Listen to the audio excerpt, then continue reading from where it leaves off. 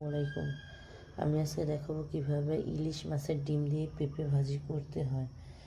তার জন্য আমি পেঁপেগুলোকে ভালো করে কেটে কুচি করে নিয়েছি। ইলিশ মাছের ডিম দেখেন, এটাকে আমি গুঁড়ো করে নেব। ভালো করে গুঁড়ো করে নিয়েছি। এখন কিভাবে ইলিশ মাছের ডিম দিয়ে পেঁপে ভাজি করে তোমাদের দেখাবো। ভাজি করার জন্য পেঁয়াজ কুচি, রসুন কুচি, কাঁচামরিচ দিয়ে দিয়েছি। এখন এটাকে ভালো করে ভেজে নেব।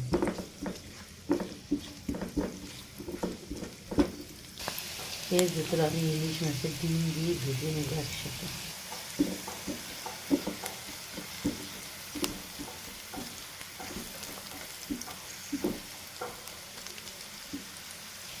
পেঁপেগুলো দিয়ে দেব।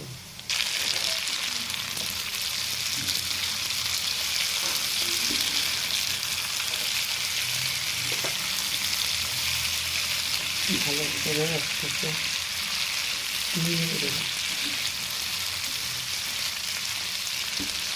এর ভেতর হলুদের গুঁড়ো, লবণ পরিমাণ মতো দিয়ে দেব।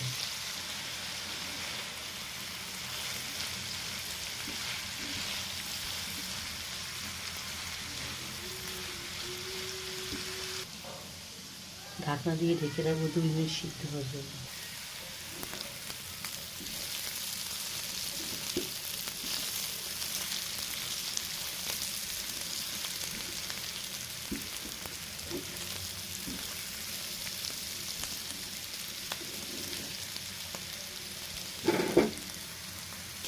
পরিমাণ মতো ধনেপাতা কুচি দিয়ে দেব।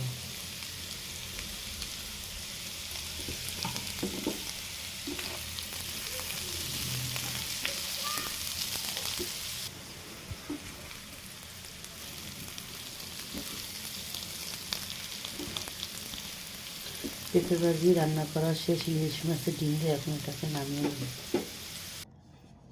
আমার রান্না ভালো লাগলে লাইক, কমেন্ট, শেয়ার করে দিবেন এবং চ্যানেলটাকে সাবস্ক্রাইব করুন। আসসালামু আলাইকুম।